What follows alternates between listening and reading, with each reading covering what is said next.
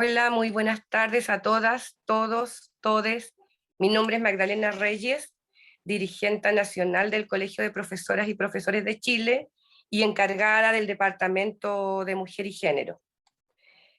Bueno, no puedo partir sin comentarles que desde el año 2017 que hemos realizado talleres y es la primera vez que tenemos un salón lleno, o sea, la masividad que hay ahora no la vimos de manera presencial. Y eso, bueno, por un lado me alegra mucho y por el otro da cuenta de lo que está haciendo la tecnología en estos momentos de pandemia. La importancia como docente, ¿cierto?, de impulsar una educación no sexista, nos lleva a realizar una serie de talleres, iniciando por el que vamos a presenciar hoy con nuestra tallerista Rosita María Montesino.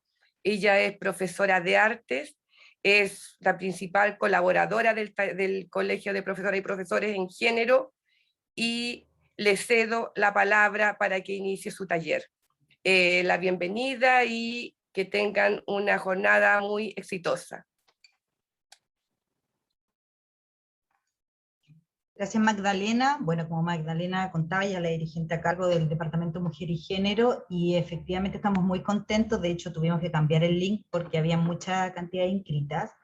Espero además que asistan a todo el ciclo de talleres, porque tenemos 6 talleres programados con distintas temáticas, y en septiembre vamos a lanzar una nueva agenda con una nueva cantidad de talleres. Así que les doy la bienvenida a todas, todos, y comenzamos. Leti, vamos a silenciar a las demás. Igual la idea, se van a poder desilenciar ustedes cuando quieran hacer alguna consulta, cualquier interrupción, pero como para no tener ruido ambiente. ¿Ya?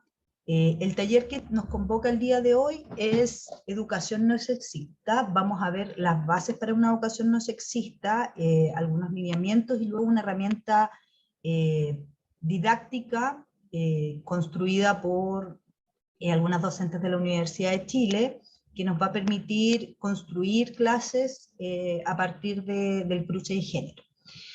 La idea es que hagamos la exposición, que podamos responder dudas y que luego hagamos un pequeño trabajo en grupo, cosa que podamos ver la posibilidad de utilizar la herramienta.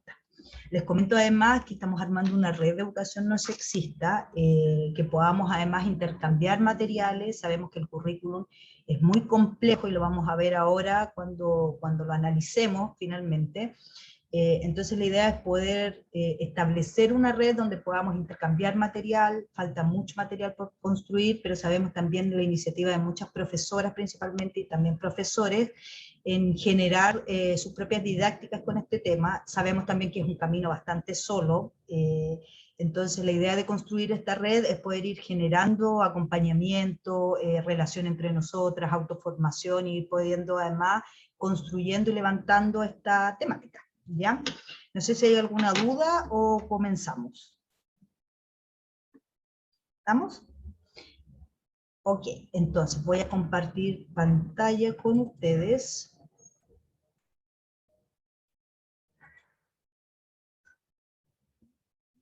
Un poquito. Ahí, ¿la están viendo? ¿Sí? Sí, se ve, sí. Gracias. Entonces, el taller, bueno, mi nombre es Rosa María Montesino, yo trabajo en el Departamento de Mujer y Género, trabajamos con Magdalena desde el 2018 yo, soy profesora de arte, tal como ella comentó, y hemos venido desarrollando, principalmente Magdalena, esta propuesta de qué implicaría o cuáles serían las bases y los fundamentos para una educación no sexista. Esto sabemos que no es un espacio acotado ni ¿cómo se llama? Fijo, sino que se va construyendo en la medida que vamos además reflexionando sobre esta temática. Pero nosotros hemos articulado, y no digo nosotros solo el colegio, sino que más bien como múltiples encuentros, actividades que se han ido realizando, las escuelas de verano del Colegio de Profesores y otras instancias, además en conjunto con el coordinador 8M, que hemos participado, cuáles debieran ser las bases de educación no sexista. Les recomiendo además que, para los que quieran tener más información, tenemos la revista Docencia, creó un número de educación no sexista el año 2018, que también pueden acceder en la página, que está liberada además todas las revistas para que puedan sacar información y leer, etc. Entonces, cuando hablamos de educación no sexista, si no me avanza, es importante la primera definición, que es el patriarcado, que es una palabra además que hemos escuchado múltiples veces, y vamos a definir el patriarcado como un tipo de organización social cuya autoridad y poder recae en el varón con mayor autoridad de la familia o grupo social, que se llama patriarca, de ahí viene la palabra, ¿cierto? Yo me imagino que este es un concepto que ya hemos escuchado, que hemos trabajado, pero es importante definirlo porque el patriarcado se estructura, de hecho en nuestro segundo taller, que son aproximaciones a las aulas feministas, hacemos un análisis histórico desde la prehistoria en adelante y vamos analizando y se va reflexionando y viendo las tensiones además en cómo se va construyendo finalmente esta sociedad que la articulamos desde este concepto que es el patriarcado, que es un concepto relativamente nuevo, nace en los años 70, pero que va explicando este dominio masculino sobre la figura femenina y los demás miembros del grupo familiar y social. Y ahí, claro, tenemos distintas definiciones, algunos grupos feministas, algunas corrientes más bien del feminismo le dan ciertas explicaciones, pero es un concepto que es global con respecto a cómo está construida esta sociedad desde la perspectiva de género. Y vemos esta imagen que es sumamente esclarecedora con respecto a cómo es que se construye el patriarcado, ¿cierto? Y cómo además se va construyendo desde el padre, desde los hermanos, siempre es como esta mirada del varón por sobre la mujer, ¿ya? Si ustedes quieren, después yo puedo entregarles esta presentación para que la puedan tener y puedan además tener el material didáctico, lo vamos a subir también para que puedan tener el material didáctico, así que no es necesario que tomen nota, ¿ya? Y vamos a definir, entonces tenemos nuestra primera definición, que es el patriarcado, que decimos que es esta mirada del varón con respecto al hombre, y vamos a definir además qué es sexismo, porque siempre hablamos de educación no sexista, pero también necesitamos definir qué es lo que entendemos por sexismo. Y vamos a definir que al sexismo la discriminación que se ejerce sobre un dominio por su sexo. Y en este caso es la discriminación que se ejerce hacia la mujer y las disidencias, y las vamos a enfocar además en este espacio de nuestras comunidades educativas y de nuestros espacios pedagógicos. Y cuando hablamos de discriminación hablamos de varias cosas en general, es un espacio amplio, no es un espacio acotado. O sea, hablamos de menoscabo, de violencia en algunos casos, de descalificación, de burla, de las creencias asociadas al género. O sea, hay una creencia, de hecho, asociada a la mujer, que tiene además distintas aristas, algunas biológicas, otras sociales, otras culturales, otras científicas, y cuando analizamos, de hecho, en la lámina anterior del patriarcado, tenemos además muchos elementos que hoy día están siendo rebatidos, por ejemplo, la ciencia, que durante años se ha parado sobre premisas que daban ciertas características a las mujeres versus los hombres. De hecho, las personas que se inscribieron en el taller de la mirada trans con respecto a la biología, vamos a poder desmitificar algunos elementos con respecto a esto. Cánones, y cuando hablamos de cánones, son aquellos pautas o elementos que la mujer debe cumplir en la sociedad, y vamos a decir un elemento que es súper importante, que es siempre estos cánones son contradictorios, siempre hay dos imágenes que resultan contradictorias. O sea, por ejemplo, si la mujer usa la falda muy corta, tiene tales características, y si la mujer usa la falda muy larga, estoy poniendo un ejemplo muy, muy sencillo, tiene otras características. Entonces los cánones tienen esa singularidad, que es que la mujer indistintamente elija uno y otro, siempre queda preso, entonces queda presa de este canon y es contradictorio. Y hablamos también del lenguaje. Y cuando nos referimos al lenguaje, quiero detenerme aquí un momento, porque hay una cierta tensión con respecto al lenguaje inclusivo. que además es apoyada por instituciones como la RAE, qué sé yo, y otras organizaciones, que dicen efectivamente lo masculino engloba todo. Pero eso es importante analizarlo y ver las tensiones que esto produce. Y les voy a poner aquí un ejemplo con respecto a una investigación que hace una psicóloga, que es Konichi. En 1993 ella realiza un experimento y presentó una lista de 54 sustantivos gramaticales cruzados a 40 mexicanos adultos y a alemanes, o sea, gente que hablaba español y gente que hablaba alemán. Y les pidió opinión sobre ciertas características relacionadas con la potencia asociada a tales objetos. Y comprobó que los calificativos, los cualificativos que daban a ciertos objetos tenían directa incidencia con el género de esos objetos. Por ejemplo, puente en español, en la lengua castellana, es el puente. Entonces, cuando se les pidió a la gente que describieran el puente, este era, qué sé yo, fuerte, qué sé yo, tenía como características que eran asociadas tradicionalmente a lo masculino. Y en cambio, cuando se les pidió a las personas de habla alemana que describieran el puente, y en alemán el puente tiene artículo femenino, este era grácil, elegante. Entonces vemos que en un ejemplo muy sencillo como la descripción de un sustantivo y el cual va asociado a un género finalmente, tiene características que son distintas. Entonces lo dejo aquí por toda la tensión que provoca el lenguaje inclusivo, que sabemos que está asociado a ciertos signos, símbolos, y que no es al azar finalmente que el lenguaje inclusivo entra como una demanda desde la mirada de la educación no sexista. ¿Ya? Les quiero pedir además si hay dudas o preguntas, me vayan comentando, ¿ya? Abran nomás su micrófono y nos van diciendo. Avanzamos. Y, bueno, entonces, con respecto a ya nuestro sistema educacional, tenemos que nuestra sociabilización de género, en nuestras comunidades escolares y más bien en nuestro ambiente educacional, tiene múltiples relaciones. O sea, se asocia con las subjetividades y las prácticas de los estudiantes, con las representaciones culturales de género, con las prácticas escolares y con la interacción educativa promotora de roles de género. Sabemos que todo esto es vinculado en una sociabilización y construcción de género.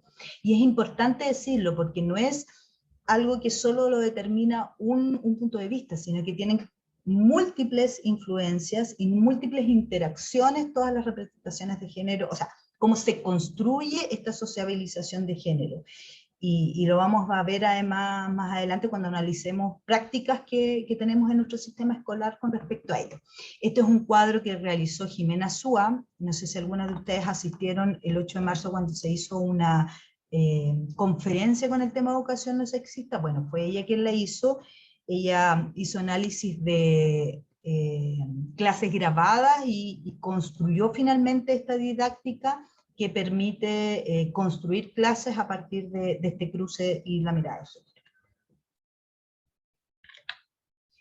¿Y qué tenemos hoy día con respecto al marco normativo nacional en nuestras comunidades educativas? Tenemos la Ley General de Educación, la 20.370 del 2009, que incluye explícitamente sus principios, el de la no discriminación. ¿Por qué pongo estos elementos de la ley? Porque si bien nuestra normativa es muy, está todavía al debe con respecto a las políticas de género, por pocos elementos que tenga, es importante como tener claro el marco normativo para ir construyendo miradas con respecto a ello, ¿ya? Principalmente cuando uno ve discursos en instituciones, o muchas veces de apoderados, o de distintos sectores, que abiertamente lo que hacen es que levantan discursos de odio bajo el alero de la opinión personal. Entonces, por eso pongo este marco normativo. Tenemos también la ley 20.529, que crea el Sistema Nacional de Aseguramiento de la Calidad de Educación, 2011, que se crea el Sistema de Aseguramiento de la Calidad de Educación Parvularia, Básica y Media, y que propende al mejoramiento de la calidad y la equidad de las oportunidades educativas, entendida como que todos los niños, niñas y jóvenes tengan las mismas oportunidades de recibir educación de calidad. Tenemos también la ley de inclusión, que busca la eliminación de cualquier tipo de discriminación arbitraria y transformar la escuela en un punto de encuentro social. Y tenemos la circular 768, que en algunos casos es muy desconocida para los docentes. Nosotros hemos hecho capacitación con respecto a ello, pero es importante mencionarla porque es una cartilla que tiene orientaciones para la comunidad educativa respecto de los niños, niñas y estudiantes trans, que permite llamarlos por su nombre social. Esta aún tiene limitaciones, como las limitaciones que los padres tienen que de algún modo autorizar llamar el nombre social. Entonces, claro, todavía estamos ahí al debe con ello, pero es un avance con respecto a, con respecto a los niños trans. Es importante seguir avanzando en ello, pero se los comento como para que ustedes tengan el marco del cual nos movemos. Abiertamente es muy insuficiente, pero es importante saber cómo vamos transitando con respecto a esto. Y bueno, tenemos qué es educación no sexista. Y aquí tenemos una definición que toma varios elementos, que es primeramente la eliminación del sexismo presente en nuestro sistema educacional. Esto implica la revisión total del currículum, el cual visibiliza las aportaciones de las mujeres y disidencias. Esto lo vamos a analizar cuando veamos la propuesta didáctica. Y esta invisibilización ocurre en el relato histórico y también en la producción de conocimiento. O sea, aquí parte de la base de que el conocimiento es construido por hombres, es construido para hombres, y es como si las mujeres no hubieran estado presentes en esta producción de conocimiento. Y eso mismo pasa en el relato histórico. Sabemos que las mujeres siempre adoptan un rol secundario, siempre acompañando a alguien. Es más, como por ejemplo tenemos mujeres que son referentes como Gabriela Mistral, pero de ella se destacan más bien los poemas y todo como su aspecto que tiene que ver con, también esto asociado a como lo femenino de Gabriela Mistral, que es como su rol maternal, como la poesía, y sabemos que los textos de Gabriela Mistral tienen gran elementos políticos. De hecho, ella estuvo muy presente en la reforma educacional en México, entonces sabemos que todo lo que tiene que ver como con un interés más determinante de su obra, o más crítico con respecto a la propuesta educacional, va quedando como fuera. Entonces eso no es menor, porque en general a las mujeres se les asigna este rol secundario, maternal. Entonces cuando salen en el relato histórico responden a esta premisa. Eso por un lado. Y lo otro es la construcción de didácticas no sexistas, porque efectivamente, claro, hay una declamación con respecto a la educación no sexista, pero lo otro es cómo construimos clases a partir de educación no sexista. Entonces también ahí debemos avanzar en construir didácticas, en desarrollar herramientas, en compartir material, en levantar ciertas tensiones que hoy día tenemos en nuestros sistemas educacionales. Además de un plan de formación de los actuales docentes en ejercicio y de los futuros docentes. ¿Por qué digo eso? Porque hoy día sabemos que hay muchos elementos que están levantando docentes, principalmente por iniciativas propias, pero no existe un plan de formación que nos permita mirar el currículum con esta mirada crítica. ¿Y cómo es que finalmente lo vamos a ir transformando? Entonces es necesario construir una política que pueda ir determinando, bueno, cuáles son los elementos sexistas que están en nuestro currículum, poder ir analizando las tensiones, generando respuestas, y eso es importante. Eso no va a venir de la noche a la mañana, o sea, es un cambio cultural que se está construyendo. Cuando uno dice necesitamos levantar una educación no sexista, estamos hablando de un cambio cultural de gran envergadura. Entonces no puede ser solo la iniciativa personal. Yo ahí valoro y de algún modo aplaudo a todas las docentes, en general digo las docentes porque son iniciativas de mujeres que van levantando esto, pero la demanda finalmente es como Estado nos vamos haciendo, o sea, se va haciendo cargo de una mirada en políticas finalmente, y no que quede al buen arbitrio de algunas docentes que están levantando esta propuesta. Además de ello, se hace imprescindible la generación de un plan nacional de educación sexual integral como parte de elementos que permitan la valoración del cuerpo como sujeto de derecho. Y esto es sumamente importante, porque hoy día lo que existe es una visión cosificada de los cuerpos. Pero además, el levantar la propuesta de una educación sexual integral no tiene que ver solo con el aspecto biológico, sino que también tiene que ver con una lectura crítica con respecto a la sociedad, a los símbolos, a los signos, a los modelos, a las representaciones que deben de algún modo encasillar ya sea a las mujeres y los hombres. O sea, el patriarcado es algo que cruza toda ciudad, o sea, la sociedad, y de hecho hablamos de nuevas representaciones con respecto a ello. Y sabemos que todos estos signos, que todo finalmente nuestra sociedad está construida a partir del sexismo y de la heteronormatividad, o sea, todo es encasillado en esta mirada binaria del género, de lo femenino y lo masculino, y es fijo además. En nuestro segundo taller, que es aproximaciones a las olas feministas, vemos además, cuando analizamos la historia, les hago un adelanto, que hay muchas culturas que tienen más de dos géneros, y esta mirada binaria es una mirada que se instala finalmente. Entonces, nada, se los comento.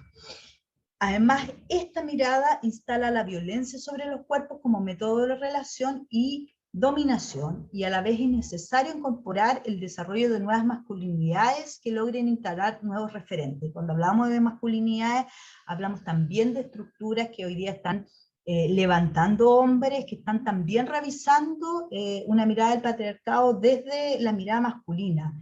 Entonces es importante mencionarlo, porque si bien el feminismo es una construcción que es hecha por las mujeres y hacia las mujeres, existe la masculinidad, y ahí hay un aporte que tienen que hacer los hombres levantando estos espacios, generando espacios de reflexión, para poder tener las distintas perspectivas de cómo afecta el patriarcado y cuáles son las respuestas que se van dando con respecto a ello desde la mirada más educativa. No sé si hay preguntas o solo avanzamos. Yo no puedo ver el chat, pero nada, pues ahí avanzo. ¿Y qué tenemos? Tenemos que, no logro ver, pero uno de los elementos, una educación no sexista, no es algo que podamos ver pronto, en el sentido que esto traspasa, o sea, no es algo que se instale por decreto, porque esto traspasa las fronteras de la educación formal, donde debe haber un cambio de mallas curriculares de los educadores que deben ir desde los encargados de la educación parvularia hasta la universitaria, sino que es una construcción que queremos hacer como sociedad. Es importante tener esta mirada crítica necesaria para cuestionar mensajes, dinámicas sexistas que se ven a diario en los medios de comunicación, en la calle. Es una sociedad construida con respecto a ello. Por eso hablábamos de que necesitamos formación, necesitamos discusión, necesitamos tensión, esta mirada de la masculinidad es una cosa muy compleja que hay que ir, es un tramado que tiene muchos años que hay que ir desarticulando. Y el otro aspecto más amplio y profundo y complejo de este tema es la educación no formal. O sea, muchas veces tenemos comunidades que sí han instalado miradas con respecto a la educación no sexista, pero sabemos que también los apoderados, los grupos familiares funcionan como referentes con respecto a ello, y muchas veces también es una complejidad súper grande para el sistema educacional cómo uno avanza con los apoderados, y cómo uno avanza en escuelas para padres y en talleres para apoderados. Esta es una frase este es un texto de Sonia Montesinos, que ella es una gran referente con respecto a no solo educación no sexista, sino que como con la mirada cultural con respecto al género. Yo recomiendo a las que no han leído textos de ella, lo lean, porque hace todo un análisis, además, de la mirada histórica, es muy, muy clarificadora. ¿Y cómo vamos a enfocar nosotros esto? Además, es desde una mirada de los derechos humanos. O sea, nosotros decimos, bueno, la educación no sexista va vinculado con los derechos humanos, y lo debemos entender así. Y lo debemos entender así porque los discursos de odio se instalan, y hay un marco normativo que hace la diferencia entre las miradas que hay con respecto a la educación no sexista, ¿ya? Avanzamos. Ahí.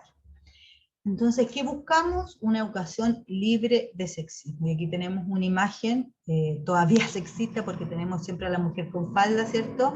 Pero es difícil encontrar iconografía con respecto a ello, y eso es importante decirlo. O sea, nuestro mundo de las imágenes está construido así, entonces la invitación también es ir construyendo otros espacios distintos con respecto a ello.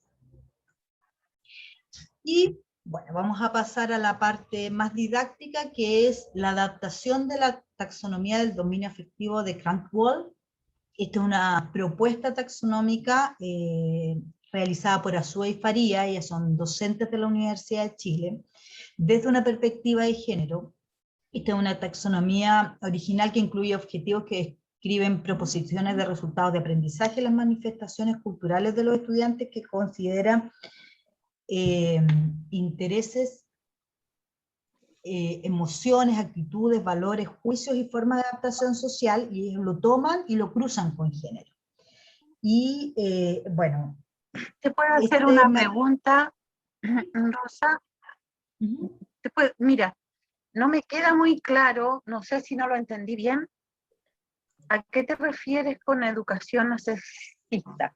¿Por qué te pregunto esto? Porque yo entiendo, por ejemplo, cuando yo soy profesora de biología, y cuando yo enseño biología, evidentemente que hay muchos varones que han aportado a la ciencia, pero también destaco, por ejemplo, a Rosalinda, que le quitaron su premio Nobel, que después murió. Bueno, todo el mundo sabe un poco de qué se trata eso. No sé si va por ahí o va por la forma en que nosotros hacemos clases. Porque te cuento yo he hecho clases en colegios mixtos. En los colegios mixtos, en general, los chicos son un poco más inmaduros, entonces como que revuelven más el gallinero, que las chicas ponen más atención, finalmente a ellas les va mejor. En los colegios, me tocó hacer, después de muchos años, colegios solo de mujeres, y yo vi que el potencial de las chicas es mucho mayor, se desarrolla mucho mayor en un colegio de puras niñas. No sé si porque no está este factor de coqueteo, este factor de intimidatorio frente a los chicos. Entonces, no sé si va por ahí el tema. Y por otro lado, en conversaciones que he tenido con académicos varones y mujeres que trabajan en la universidad, dice que a veces se pillan, que están muy de acuerdo con no hacer diferencias, pero se pillan poniéndole más atención cuando un hombre interviene que cuando una mujer interviene. O sea, si tú me hablas que vamos a trabajar eso, yo entiendo lo que es la educación no sexista, pero si tú me hablas del relato me queda como en una nebulosa, entonces quiero entender bien de qué se trata.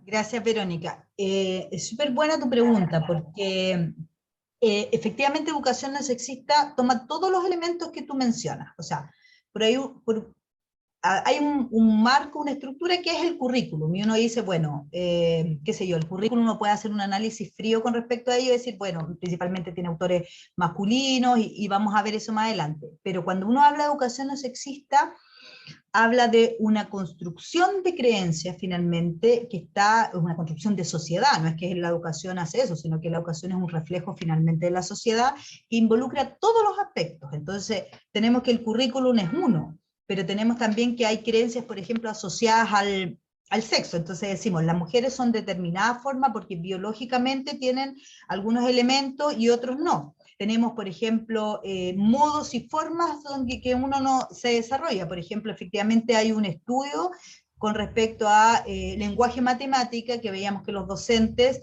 en matemática, por ejemplo, prestan más atención y preguntan mayoritariamente a los hombres versus lenguaje que preguntan principalmente a las mujeres. Entonces hay creencias asociadas al género que no hacen que nuestra práctica educativa tenga ciertas acciones que lo vamos a ver en esta taxonomía, porque esta taxonomía lo que hace es un análisis como de situaciones particulares asociadas al sexismo. Entonces, si tú me preguntas, tenemos como distintos planos de acción. Tenemos, por un quiero lado... entrar en un diálogo, pero solo lo último. Lo último que te quiero acotar. Por ejemplo, en el caso de biología, yo siempre les fui enseñando a las chicas y comparando sexo quizás hizo una educación sexista. Siempre le mostré a las mujeres el sexo fuerte que éramos las mujeres respecto a los varones. ¿Por qué se mueren ellos 7 años antes? ¿Por qué se oxidan primero? Por la razón porque respiran más oxígeno, porque tienen más mitocondria, tienen más masa muscular. Finalmente eso los hace más débiles. ¿Por qué las mujeres usan menos glóbulos rojos? ¿Por qué es una máquina más eficiente que la máquina del varón? ¿Y por qué y eso no solo mujeres, sino que si lo llevo a las abejas, los zánganos tienen la mitad del material genético y viven 15 días? ¿Por qué la abeja vive en 1 año? ¿Por qué los brúquidos, la hembra vive 30 días y los machos 15 días? Entonces, la verdad que yo creo que toda mi vida he hecho una educación sexista, pero mostrando las ventajas de ser hembra. Creo. Claro, es que lo que pasa es que Pero la ciencia, sí, yo comprendo eso, lo que pasa es que ahí tienes varios elementos, o sea, a ver, si uno entiende el conocimiento que va finalmente construido bajo el sexismo, sí hay mucho material que apoya esta como mirada genética con respecto, pero que sabemos las últimas investigaciones de algún modo llegado a nuevas investigaciones con respecto a estas mismas materias, y lo vamos a ver cuando se analiza, por ejemplo, la perspectiva trans de la biología, o en el segundo taller cuando se ven las olas del feminismo, se analiza cómo la ciencia va instalando ciertos conceptos, sobre todo con el tema biológico.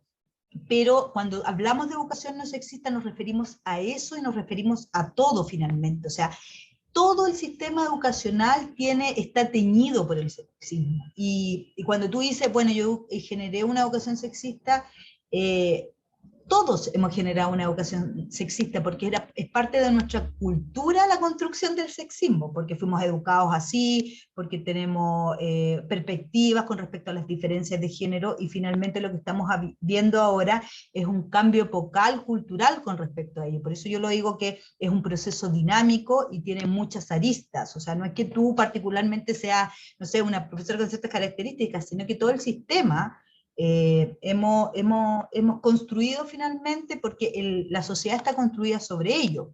Y de hecho muchas profesoras que nos decimos feministas estamos en una etapa de construcción de nuevos predialogales, de nuevas formas de instalación, de nuevas investigaciones. Vamos construyendo un nuevo mundo finalmente que va observando el sexismo, develando y como construyendo un nuevo referente con respecto a el género, el sexo, qué sé yo, los referentes de mujer. Y eso es importante decirlo. Entonces, cuando hablamos de educación no sexista, por eso yo explicaba, esto es como son las bases y fundamentos, pero es un proceso en construcción, y hablamos de todo, o sea, hablamos de prácticas, hablamos de miradas, hablamos de en qué ponen los acentos los profesores y profesoras, hablamos de creencias, hablamos de dogmas, o sea, hablamos de currículum también, hablamos de orientaciones, o sea, todo está teñido por el sexismo, como todo está teñido por esta mirada, porque socialmente el mundo está construido así.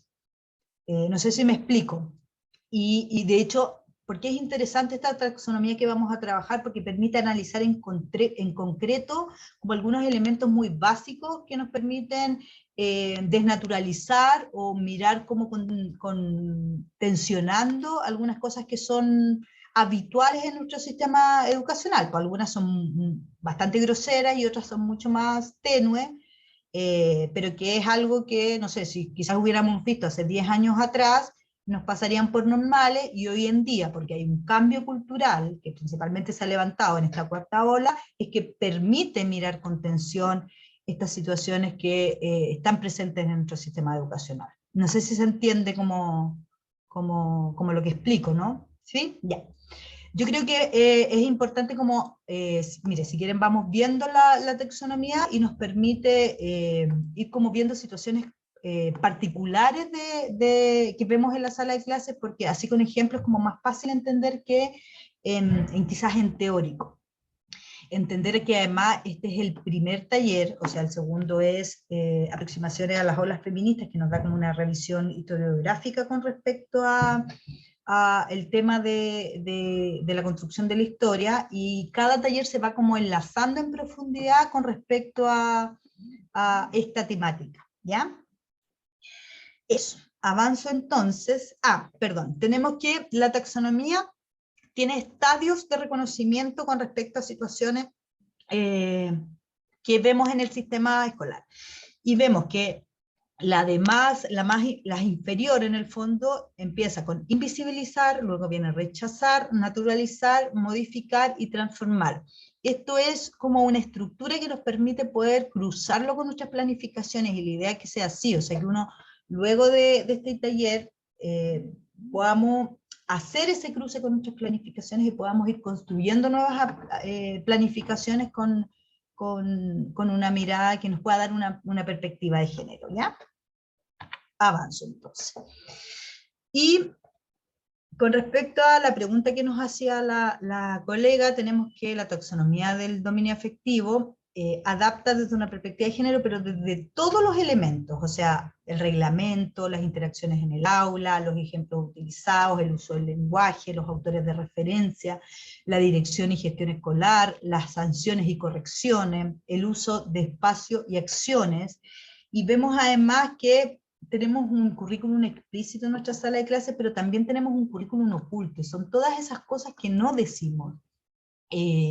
Y es importante tener en cuenta todos esos elementos para poder decir, bueno, estamos, o sea, eso nos permite afirmar que finalmente estamos en una construcción de modelo educativo que es sexista, que está teñido con respecto a eso. Aquí vamos a ver algunos ejemplos. Este es un material que construyó Daniela Lillo, importante decirlo porque ella además generó su tesis con respecto a, es profesora de lenguaje, con respecto a las lecturas recomendadas en el sistema escolar. Yo recomiendo que lean esa tesis porque es muy interesante. Y ella construyó este material y ha generado gran material que permite ir desarrollando nuevos referentes a las horas de planificar nuestras clases. Y tenemos el primer estadio. Vamos a analizar cómo es que tenemos situaciones en nuestro sistema escolar que invisibilizan directamente a la mujer y a las disidencias. Y aquí tenemos un ejemplo de porcentajes de estudiantes LGTBI que reportan haber escuchado sobre temas LGTBI en la sala de clases como material didáctico. Entonces vemos que un 18,5% ha escuchado positivamente de la comunidad LGTBIQ+, esa es la sigla actual, un 10% negativo, un 5% positivo y negativo, o sea, con mezcla de ambos, y un 65,8% no ha tenido nunca información con respecto a ello. Entonces, esto es importante saber porque, bueno, estos datos fueron arrojados de videos de portafolios de docentes, eran más de 150 videos donde se hizo un análisis estadístico, y de ahí sale además este estudio que dice que, bueno, principalmente los profesores en matemáticas hacen referencia en dar las palabras a los hombres versus el lenguaje, y ese estudio sale desde este análisis de la sala de clases que lo hace Jimena Ursúa, si lo pueden buscar ahí en internet, creo que yo tengo algún enlace con respecto a ello, se los puedo mandar, pero después de ver muchas clases grabadas, se llega a estos análisis. Y entonces vemos que aquí hay como una comunidad con respecto a la sociedad que no existe, o sea, no hay, y hablamos de invisibilización cuando efectivamente no lo nombramos, o sea, está invisibilizado dentro de nuestro currículum. Vemos que es un porcentaje muy alto, y vemos además que si uno lo suma, también hay un porcentaje que no es menor, que es negativo con respecto a ello. Entonces, es importante comentarlo. Vemos otro ejemplo de invisibilización, que este es evidente, y esta es la investigación que yo les comentaba de Daniela Lillo, que es una investigación de su tesis de profesora de lenguaje que ella hace con respecto a la presencia de mujeres escritoras en los programas de estudio de lenguaje y comunicación de enseñanza media.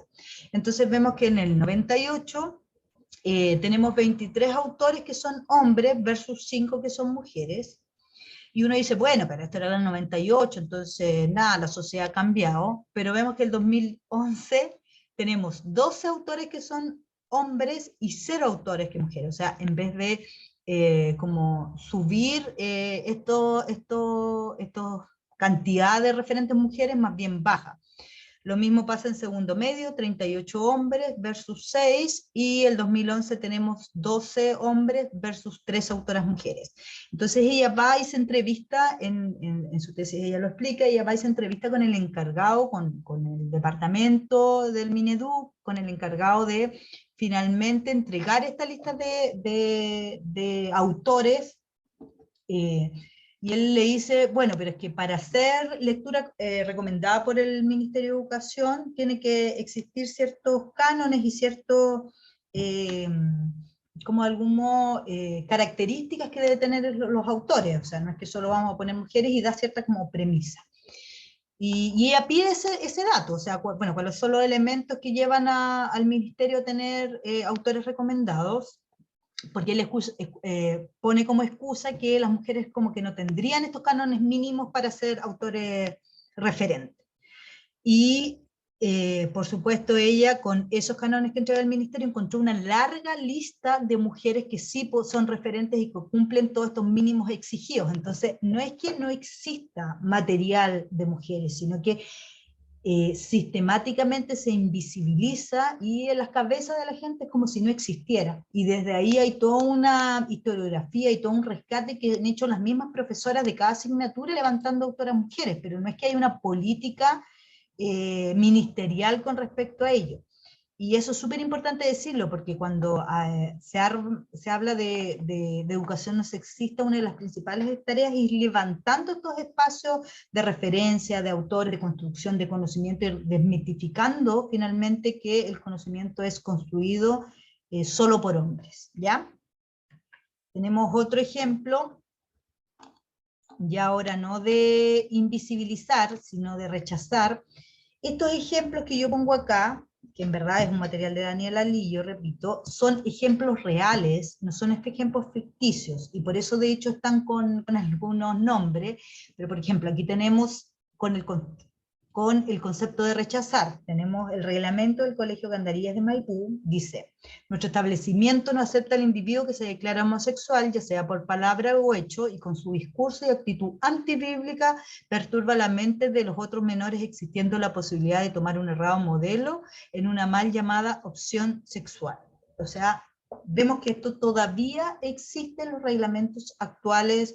Esto me parece que es desde el 2017, espero que este colegio lo hubiera cambiado, pero es una cosa que no es ficción finalmente, sino que está presente en los reglamentos escolares, y lo pongo aquí porque es importante tenerlo en cuenta, que no es que hablamos de cosas que ocurrieron hace 20 años atrás, sino que son elementos que están presentes en nuestro sistema escolar.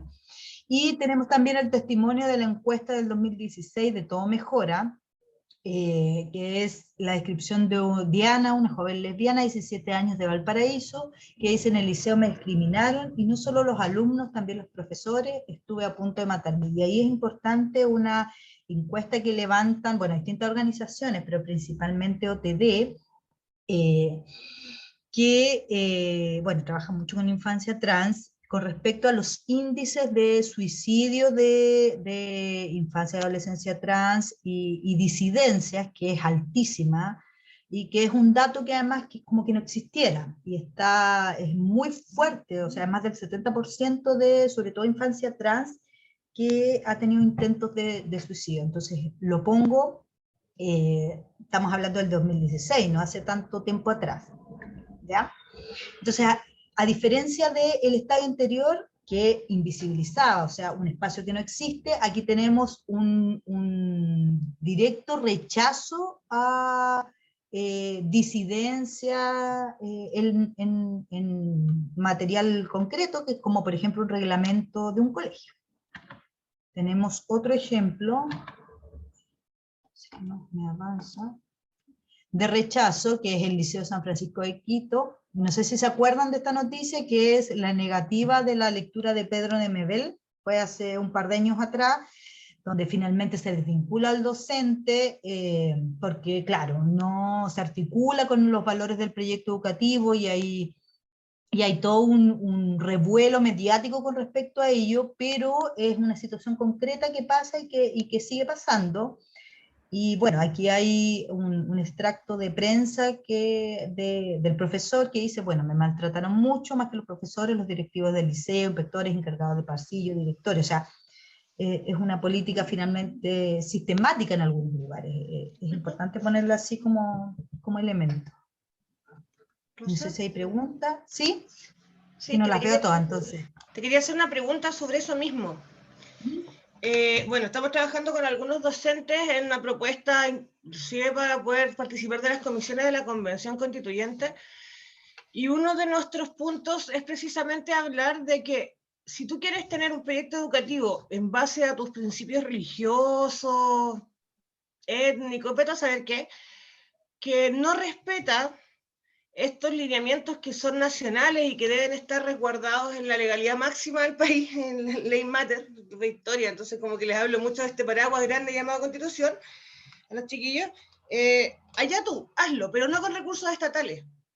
Pero resulta que hoy en día nos encontramos con muchos colegios, sobre todo confesionales, que declaran por principios en sus reglamentos internos este tipo de lecturas como la que tú planteaste del reglamento del colegio, que rechazaba abiertamente cualquier homosexualidad, respondiendo prácticamente a las ideas de, no sé, pues, cuando se decía que era una enfermedad, ¿ya? Entiendo yo que si reciben financiamiento del Estado, se debería por lo menos de exigir que estos establecimientos tengan que respetar y ser tolerantes con toda esta diversidad. De hecho, no entiendo por qué todavía existen colegios solo de niñas y solo de niños que sean financiados por el Estado. Eso no debería suceder, porque si no nos vemos con situaciones, yo soy de Copiapó y acá lamentablemente tenemos la experiencia del caso de José Matías, que se lanzó del piso 16º después de que se educó en un colegio de monjas para niñas, siendo que su identidad de género era masculina. ¿Qué hacía él ahí? ¿Por qué someter a los chiquillos o a las chiquillas trans a ese tipo de educación? Esa es mi primera pregunta. Me van a disculpar, pero creo que de verdad a veces no entiendo cómo es posible que sometamos a nuestros niños, a nuestras niñas o a nuestros niñes a ese tipo de educación si sabemos que le hace daño. Y segundo, ¿por qué financiar ese tipo de proyectos? Acá el Colegio Adventista también se vio en un conflicto del mismo tipo, y que quedó en nada porque después pandemia y después ya, o sea, lo que menos le preocupa a la gente en estos momentos es el uniforme, ¿cierto? Pero, ¿cómo es posible que estos colegios sigan recibiendo subvención estatal si están generando ese tipo de acciones discriminatorias? No hay nada en la ley que pueda, porque pese a que van a Contraloría y todo, porque yo decía hay que hacer la denuncia y ¿qué te van a devolver la dignidad de esa niña que fue enviada para afuera porque iba con falda y ella quería ir con falda porque se siente niña y es niña y se acabó? No, pues. Entonces, o sea, creo que ahí la ley tiene que ser bastante más rígida en el sentido de que, claro, tenemos libertades, pero esas libertades no pueden pasar por sobre la dignidad de los niños. Estoy súper de acuerdo con Alejandra que dice dónde deja la responsabilidad de las madres, padres y apoderados. A mí me han linchado por plantear lo mismo en el caso de José Matías. O sea, si yo tengo un hijo trans, no lo meto en un colegio de niñas y de monjas. Sorry. ¿Cachai? Sí. Es como meter a un niñito gay a la escuela militar para que se le quite. No sé. Así de violento lo veo. Pero bueno, a veces uno no toma las mejores decisiones. Pero creo que acá hay una responsabilidad estatal, institucional, así del ministerio, del Estado, desde la Constitución, ¿cachai? Que no podéis financiar proyectos educativos que son así de violentos.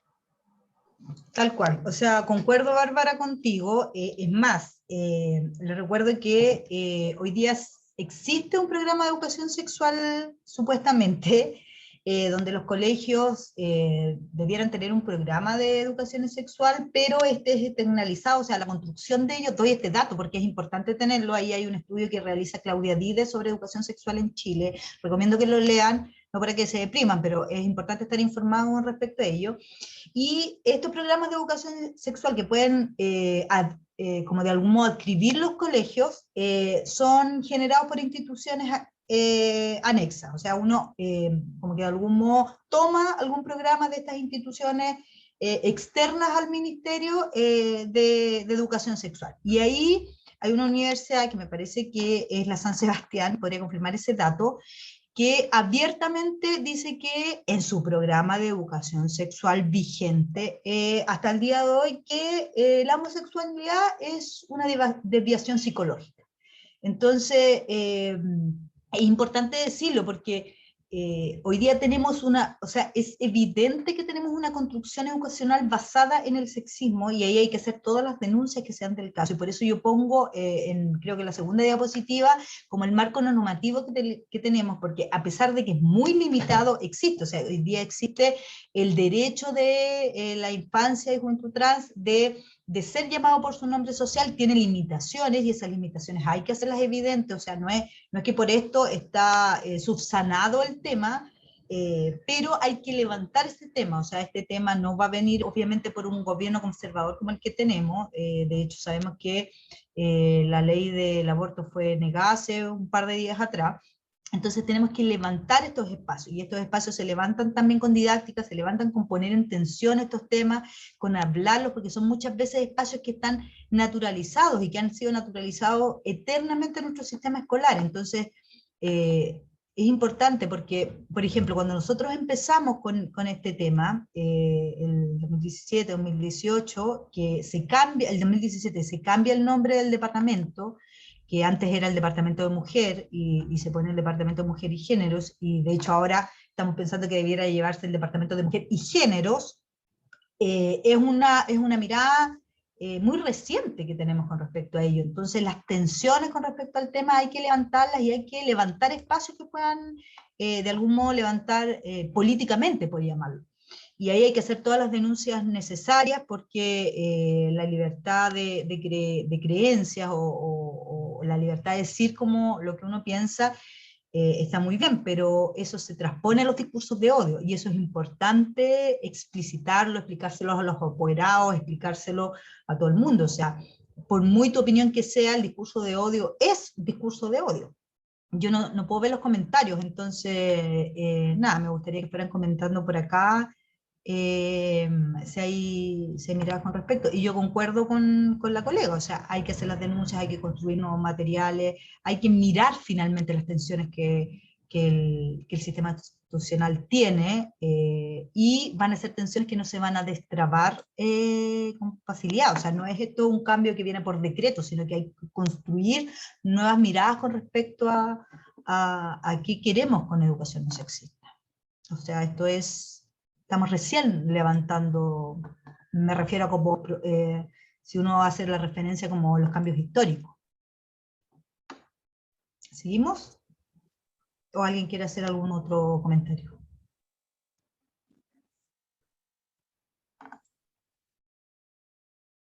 Más. Entonces, bueno, hola. tenemos un ejemplo. Sí, hola. Sí. Espera, ¿me voy a poner cámara? No puedo, ahí sí, ya. Hola, mi nombre es Alejandra. Mira, yo puse varios comentarios, ¿eh? Y sí, yo no los puedo leer, estoy compartiendo pantalla. No, pero la otra colega compartió uno que yo di.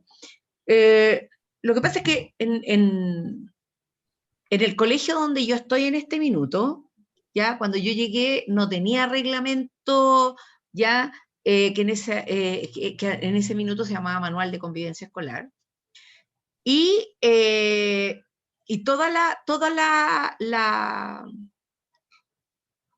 a ver, nosotros quiero contextualizar un poquito. En esa época, el colegio donde yo trabajo pertenecía a una corporación de educación de una municipalidad, ¿ya? Hoy día somos servicio local de educación, ¿ya? En ambos lugares hay personas encargadas, tiene que haber personas encargadas de supervisar y revisar que toda aquella normativa que emane del colegio esté acorde, ¿cierto?, a las directrices que entrega el Minedu, ¿ya? Por lo tanto, cualquier situación como esa del que pusiste en la diapositiva anterior, a ver, espérame, era de no me acuerdo, de un colegio, ¿ya? Del reglamento. Del reglamento, sí. Es absolutamente, o sea, es absolutamente errado, es ilegal y tiene todo, ¿ya? Y la superintendencia sí se hace cargo, ¿ya? Sí se hace cargo porque nosotros tuvimos, en este colegio tuvimos un problema, y la apoderada fue a la superintendencia, y se hizo cargo, o sea, no era una cosa así que no, ya fue y nadie hizo nada. También está la Agencia de la Calidad, hay un montón de organismos que están presentes en los colegios revisando que estas cosas no ocurran. ¿El problema cuál es?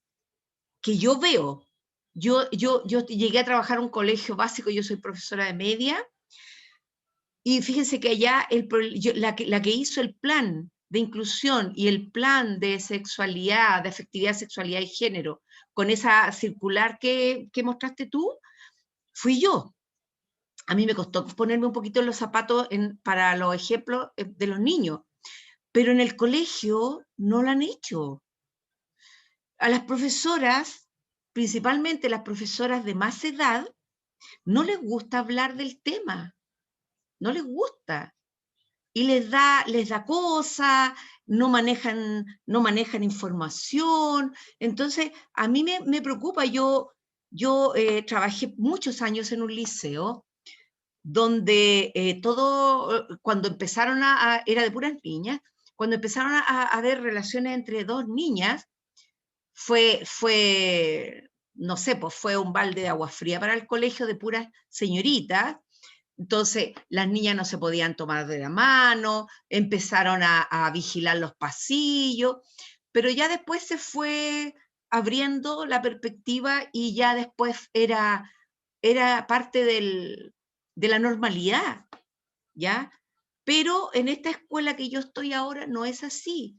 Y a mí me da, incluso el año 2015 de haber sido, una niña se iba a pololear con un niño al segundo piso.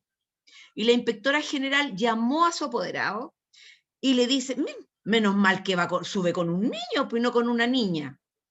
Entonces, o sea, agradezca que la niñita, cierto, sube a besarse con un niño al segundo piso y no sube con una niña, que eso sí que sería lo peor que le podría haber pasado a ese pobre papá. Entonces, yo creo que falta mucho también a nivel de profe. Yo creo que falta mucho a nivel de profe. Sí, es importante lo que tú mencionas porque desde el Colegio de Profesores se realizó una encuesta, o sea, un estudio más que una encuesta, y el estudio implicaba una encuesta donde se encuestó a 2000 docentes sobre representaciones de género y sexualidad en las comunidades escolares. Y es súper interesante porque uno de los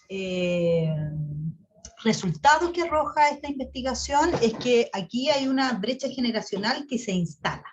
O sea, las profesoras que son, profesoras y profesores que son más jóvenes, por llamarlo de algún modo, efectivamente tienen una construcción o tienen una mirada con respecto al género que es distinta a generaciones más antiguas, eso por un lado.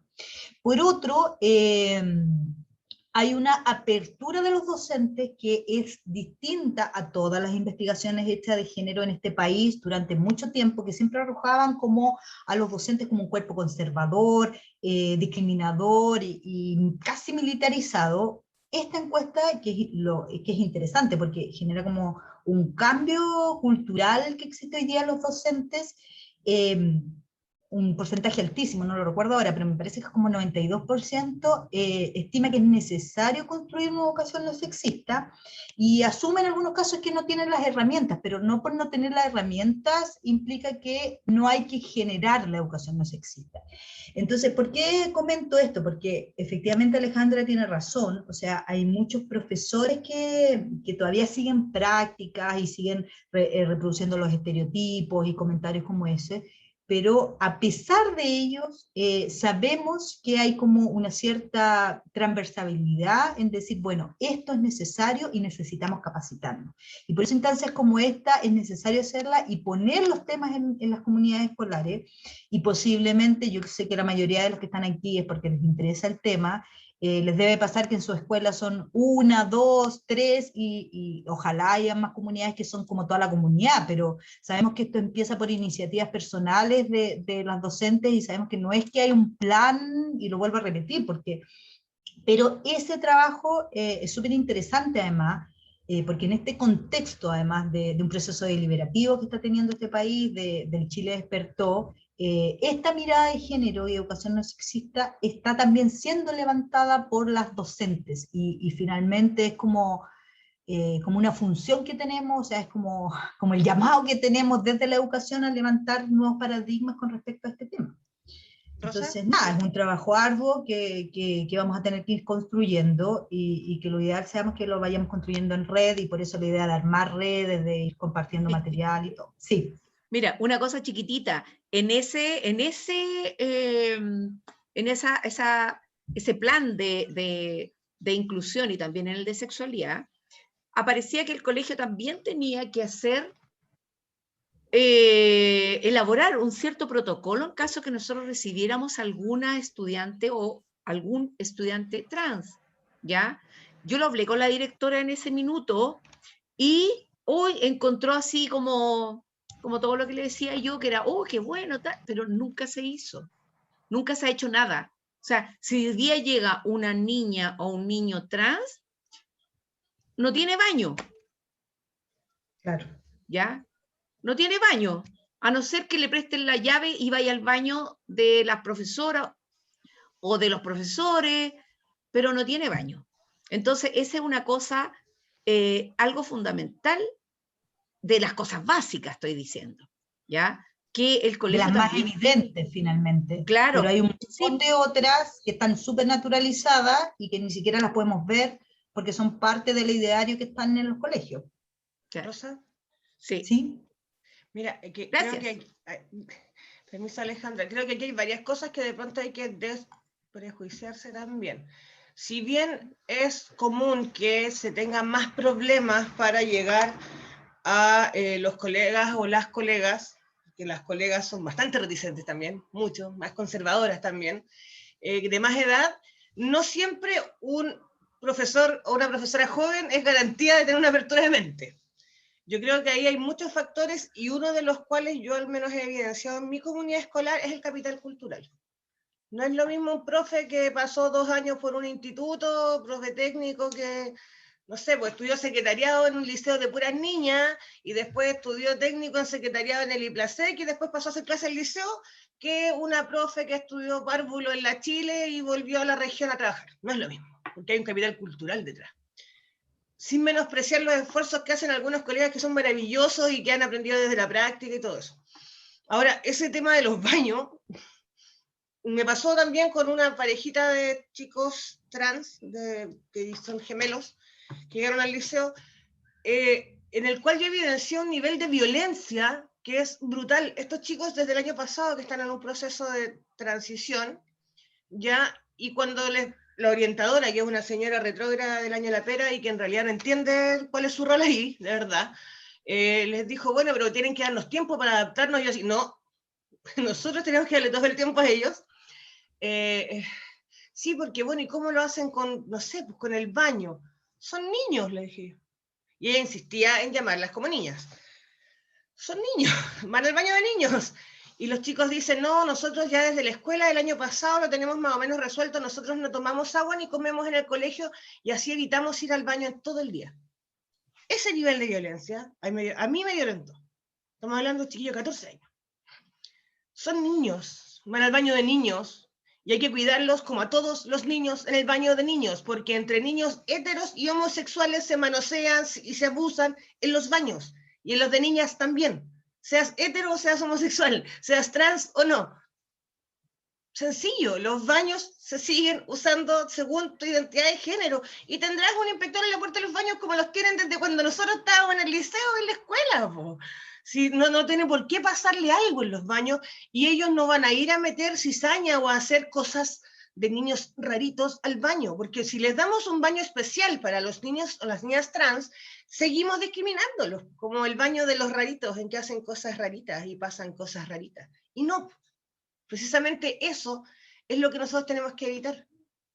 Ver dónde se sienten cómodos, más cómodos ellos y ellas, y ver dónde se sienten cómodos y cómodas sus compañeros y compañeras, que por lo general no son el problema, si el problema son los apoderados y los profesores. Entonces, ahí, independiente de su edad, insisto, porque el machismo y el sexismo es algo que está súper presente en colegas que tienen 22 años y vienen recién saliendo, y colegas mujeres. Porque aceptar a un chico gay o a una chica trans, no, a un chico trans es mucho más fácil porque llegan y se ponen el pantalón plomo y llegan a clases nomás. Pero cuando aceptemos de igual manera a una chica trans o a un chico gay, que llegue con falda si quiere, ¿por qué no? Ahí vamos a estar hablando de no sexismo. Pero solo se acepta por un lado. Entonces, hay un montón de prejuicios al respecto, con los colegas, con los estudiantes, con la afuera, no por ser más viejos para ser más cerrados, hay algunos que han aprendido a punte porrazos con sus mismos críos esto, y tienen más años de porrazo y han aprendido más. Entonces hay que tener ojo ahí. Sí, es importante, bueno, yo estoy dando un dato del estudio, por eso lo comento, pero es importante poner estos puntos en tensión y generar espacios de discusión dentro de nuestra comunidad educativa, porque efectivamente está invisibilizado, hay un desconocimiento, hay prejuicios asociados, hay discriminación, y si eso lo seguimos como naturalizando, se sigue replicando. Entonces, por eso la taxonomía es interesante en ese sentido, porque ubica ciertas situaciones que habitualmente las tenemos normalizadas, invisibilizadas o abiertamente, como vemos acá, rechazadas. ¿Avanzamos, les parece? Disculpa, ¿me escuchas? Sí. Hola, mira, yo soy Ivonne Velázquez y trabajo en una escuela básica. Y como comprenderán, nos tocaron clases online y yo tengo una niña pequeña de 4 años, pre-kinder. Ella estudia en un colegio. Y mira, me tocó presenciar una clase, como es chiquitita, entonces quiero contextualizar esto y decir que el tema de los prejuicios no es solamente un tema de los profesores que ya son mayores, por decirlo de alguna forma, sino también de profesores que también son jóvenes, aludiendo a lo que dijo recién la colega, que una profesora de inglés estaba trabajando con un libro Santillana, voy a hacer el relato bien corto, y donde tenían que ubicar unas imágenes, no sé, estaban viendo la mamá, el papá, los abuelos, ¿cierto? Los parientes en inglés, y luego tenían que ubicar en una casa. Y los niñitos le preguntaban a los niñitos y decía la mamá en la cocina, el papá en el living, el abuelito en el living, y le volvieron a preguntar a otra niñita y la abuelita en la cocina.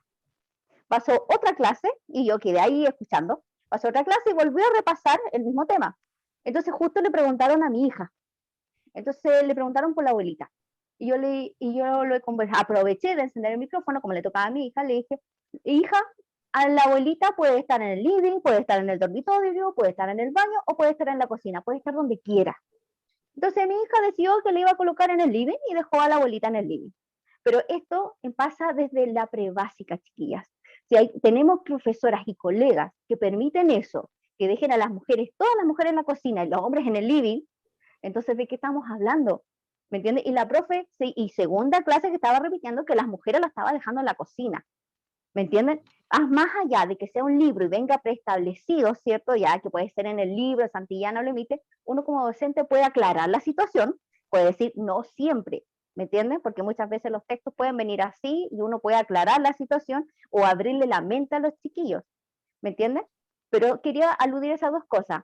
Y como escuchabais que hablaban del tema de enseñanza media, yo quiero dejarlo acá en la prebásica, que esto ya viene de abajo, no es solamente arriba los cursos más grandes. Entonces los chiquititos como que lo empiezan a formar así y no le abren un poco la mente a los niños y a las niñas sobre todo, como que empiezan a bajarle el perfil, pero de chiquitito. Yo me quedé espantada y obviamente tuve que hacer la intervención en la segunda clase. No me podía quedar callada, chiquillas. Esa intervención quería decir. Gracias. Sí. Recordemos además el texto el año pasado, sí, me parece que no me acuerdo si fue el año pasado o el anterior, que levanta el CPIP y que fue también polémica con respecto a este tema. Y es importante porque no es algo que ocurre hace mucho tiempo atrás, o sea, son textos actuales que son además acreditados por el Ministerio de Educación, o sea, esto es el sexismo, es parte de nuestro sistema educacional, y lo repito y lo vuelvo a repetir, y está así. Entonces, la construcción de una educación no sexista es una construcción que está en desarrollo, o sea, que tenemos que levantar, que tenemos que hacer las denuncias necesarias, que tenemos que construir, o sea, hay que reconstruir el sistema educacional.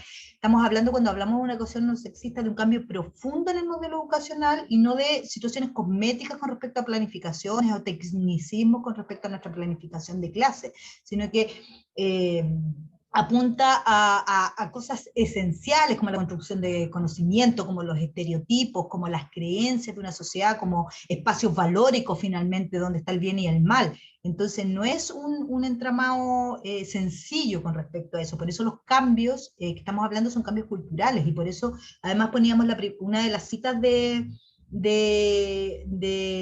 Sonia Montesino, era con respecto a hay todo un tipo de educación que sobrepasa el sistema escolar, que finalmente es la sociedad, que va construyendo estos estereotipos y los va reafirmando como construcción cultural, y eso es importante tenerlo en cuenta. Avancemos, porque después va a haber una parte de trabajo en grupo.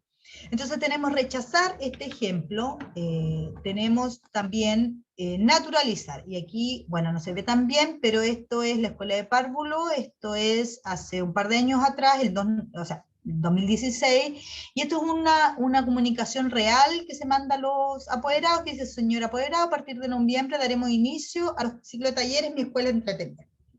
El viernes 4 de noviembre realizaremos con los niños y niñas el taller de fútbol y Mami Kid. Y este es un ejemplo muy similar al que ponía Ivonne, porque naturaliza, o sea, las niñas debieran traer implementos de casa, juguetes como planchas, bebé, cocina, set de limpieza, etcétera, y los niños vestidos de tenida de fútbol.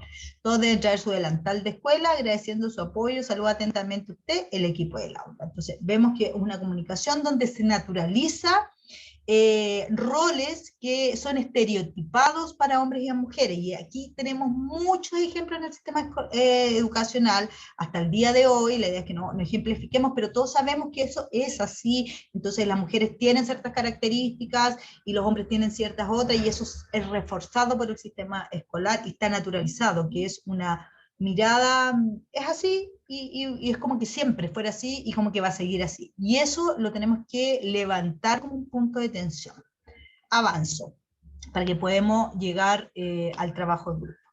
Y tenemos además, bueno, pasamos a nuestro siguiente estadio, vemos los tres primeros estadios inferiores, que son como lo que hoy día tenemos como habitualmente en nuestro sistema escolar, que es la invisibilización, el rechazo y la naturalización.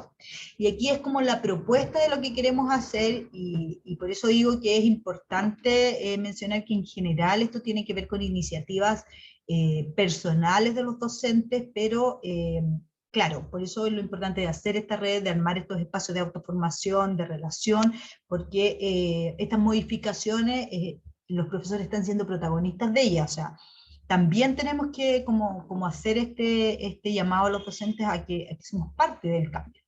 Y vemos un ejemplo de un relato de una profesora, y dice: soy profesora jefe de primero medio, y lo que pasó hoy con mi curso no he podido olvidarlo. El contenido era los medios masivos de comunicación.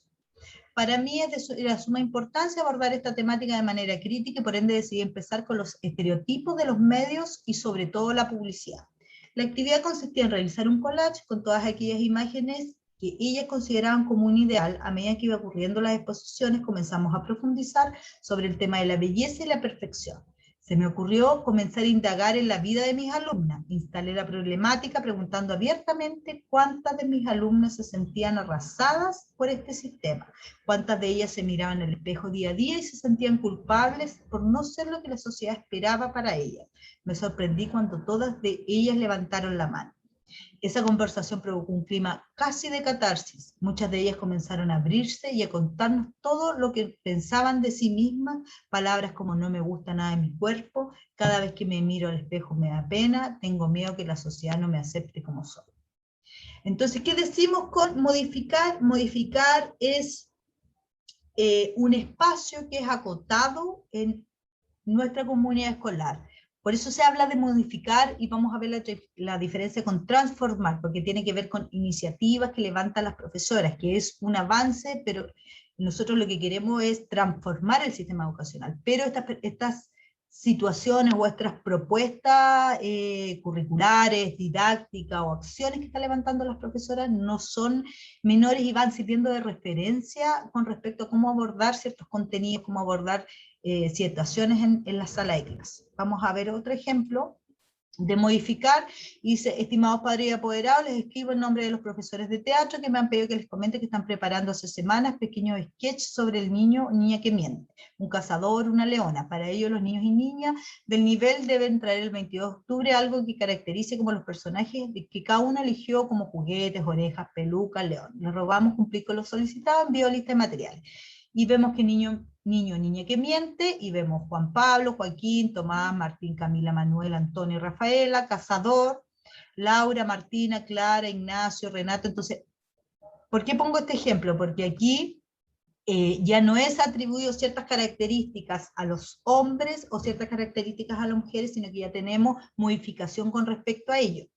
Y sabemos que hay jardines que están levantando este tema, hay educadoras que lo están levantando, y eso debiera ser parte de un ideario o de una construcción que se va haciendo. ¿Y por qué decimos modificar? Porque modificar, o sea, todavía esto se refiere a un aspecto limitado, o sea, es aquel profesor o aquella profesora que en su ramo, en su disciplina o en su lugar hace ciertas modificaciones, pero todavía no comprende como el proyecto educativo en general. A diferencia de proyectos que ya involucran a toda la institución, entonces que ya transforman de algún modo o generan hitos que son referentes para la institución. Por ejemplo, vemos en el INBA una feria de diversidad sexual, por el derecho a educación no sexista, derechos reproductivos, qué sé yo, y aquí ya se arma una feria en el colegio donde hay una acción que es conjunta. Por ejemplo, mi hija está en el colegio Israel, la República de Israel, colegio público, donde al entrar al colegio hay un decálogo de educación no sexista y habla acerca de los género, de los colores, un colegio básico. Entonces, ya vemos como instituciones, que es diferente a modificar una cosa característica o propia de la disciplina, ya van tomando estos elementos y van como generando una dinámica que tiene que ver con la institución, y eso es lo que aspiramos, y por eso hablamos de una transformación profunda. Y mientras más instituciones, por mínimo, o sea, uno globalmente dice, bueno, pero ¿en qué diferencia? Sí, diferencia, porque empiezan a hacer ejemplos, demostraciones para otras instituciones donde se va construyendo una mirada, donde se va construyendo en conjunto además, porque los cambios culturales los vamos generando a partir de reflexiones. O sea, yo creo que todos hemos hecho una educación sexista y en la medida que tomamos contacto con ese registro del sexismo, que finalmente es un registro violento, vamos construyendo una forma de educar. Entonces lo pongo como ejemplo. Otro ejemplo que pongo es la escuela, una escuela que está, que es una escuela trans, que se levantó en la una junta de vecinos en Ñuñoa. Hay un artículo realizado en Revista Docencia en el capítulo de Educación no Sexista, que es una escuela que levanta una apoderada en conjunto con profesores, una apoderada que es madre de un chique trans, y donde hay además profesores trans, donde se va construyendo finalmente una institución que va mirando el tema de lo heteronormativo o lo binario, lo va deconstruyendo, por llamarlo. Y es súper interesante porque ellos trabajan a partir de proyectos, a partir de otras iniciativas y tienen otra forma de generar clases. Importante también mencionar que el Colegio de Profesores levanta una propuesta de educación que se llama la nuclearización, y es una propuesta que está cruzada todas sus planificaciones con la perspectiva del género, donde están estos materiales, lo pueden sacar en Revista Docencia, ahí está el portal educativo de la propuesta pedagógica, que está pensada en espacio de pandemia, donde tiene además relaciones, articulaciones entre disciplinas, una mirada integral, donde se trabaja, es una propuesta bastante completa, y donde el tema de género es un tema medular, y donde hay material que ustedes pueden bajar, y hay planificaciones concretas. Entonces es importante mencionarlo, porque es importante generar una construcción. Leti, si tú pudieras poner el link de Revista Docencia, te lo agradecería como Un segundo. para compartirlo, sí.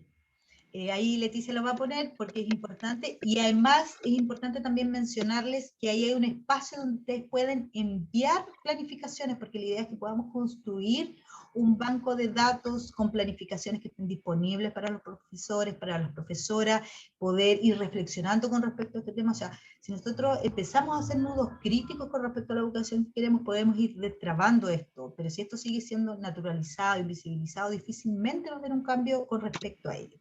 ¿Ya?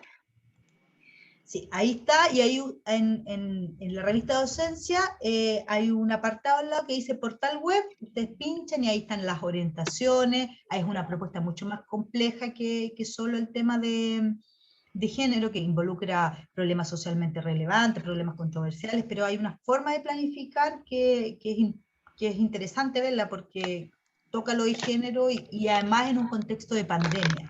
Está pensado en clases online, así que nada, se los dejo y avanzamos con eso. Entonces, ¿cuál es la propuesta? Bueno, tenemos una síntesis y decimos que invisibilizar es vetar, marginar, ocultar las expresiones o formas de conocimiento que no cumplen con los cánones hegemónicos de masculinidad y feminidad. Y digo masculinidad y feminidad porque es así, o sea, hablábamos de que el patriarcado afecta a ambas visiones de estos cánones, ¿cierto?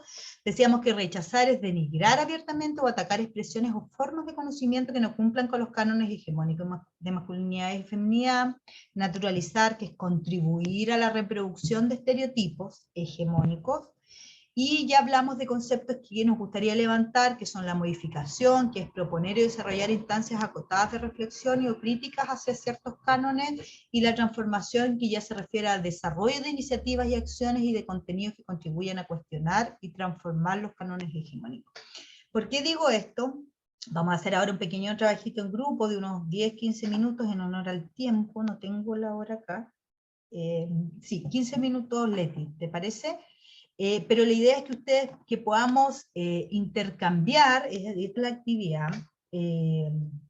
sobre alguna situación que vemos que en nuestro colegio, escuela o liceo, que se encuentre en los estadios inferiores de la pirámide, o sea, en invisibilizar, en rechazar o naturalizar, que no son los ejemplos, o sea, distintos a los ejemplos que hemos puesto aquí, y ver cómo proponemos un abordaje distinto, cómo proponemos por un lado, o las respuestas que hemos dado con respecto a ello, o que se han dado en nuestros establecimientos escolares, y ver además si es que existe cierta sintonía con respecto a este tema en sus establecimientos, para que podamos ir conversando acerca de estos temas. ¿Les parece? ¿Grupos de cuánta gente, Rosy? Unos 6, ¿cuántas personas tenemos? 75. Sí, grupos de 6, ¿te parece? ¿Ya? Súper, para que podamos conversar unos 15 minutitos y luego volvemos a este espacio conjunto y reflexionamos con respecto a ello. ¿Les parece?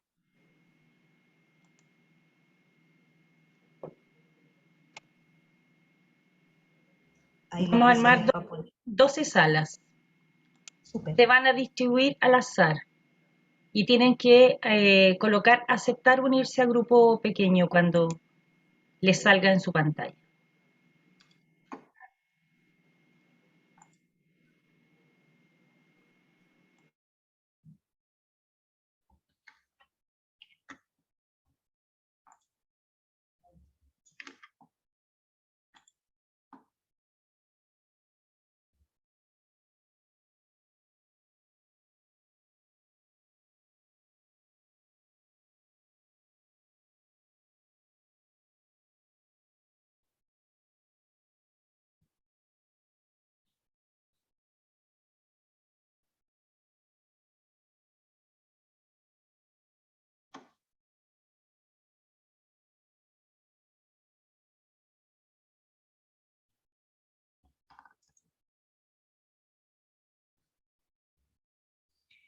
Leti, ¿tú puedes poner en el chat como los estadios de la pirámide?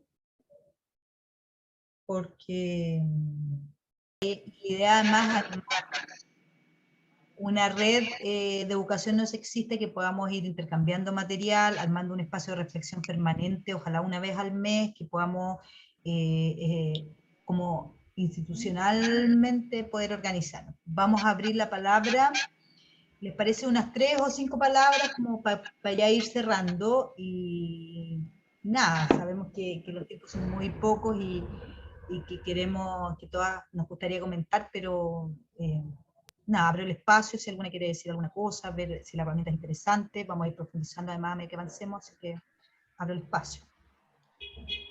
Rosa, ¿Sí? sabes que yo quiero relevar una cosa que estábamos terminando de escuchar a una colega hablar sobre eso y me pareció súper interesante. Para plantearlo, creo que las experiencias son muchas, múltiples, diversas y geniales todas. Pero nos decía que algo que es súper cierto, que tenemos más que llegar nosotros a instalar el tema de discusión en las salas, llegar a escuchar. Las chiquillas, sobre todo, tienen mucho más cercanía a este tema que muchos de nosotros y nosotras.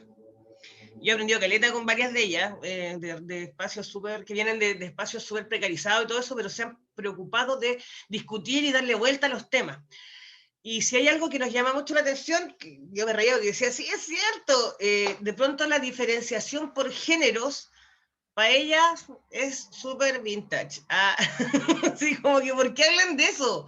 Y ahí sale el tema de los baños mixtos y de por qué estamos en educación física para varones y para damas todavía aún, más aún cuando estamos virtual. ¿Qué onda tienen en la cabeza? Así, ¿por qué? ¿Cuál es la diferencia entre ser hombre y mujer para hacer educación física online? ¿Qué? Porque de verdad que cuando uno empieza así como, bueno, chiquillos, vamos a hablar de diferencia de género, es como, ok, ¿a quién le importa si soy hombre, mujer, XXXI, no sé? Me gustan las personas, no sé. Y ahí uno queda así como, ¿qué? ¿Cómo? De poco, lento. Ah, vamos lento. Sí, porque en verdad, cuando tenía ese vínculo con los chiquillos, las chiquillas, es como, de a poquito. Ya, pues yo estoy aprendiendo con ellos también y falta 1.000.000 por aprender. Pero como que de pronto en la discusión de género, decía la colega recién, es como vintage, así muy, muy, muy noventera. Hombres, mujeres, equidad de género, validarse por sobre eso inclusive, yo creo que igual es mucho más tema para las chiquillas. Que el otro es más tema para nosotros. Tenemos que resolver un montón de cosas que nos quedaron pendientes y que los cabros nos pasaron por encima, así. 10 paraderos. Eso. Gracias, Bárbara. ¿Alguien más quiere comentar?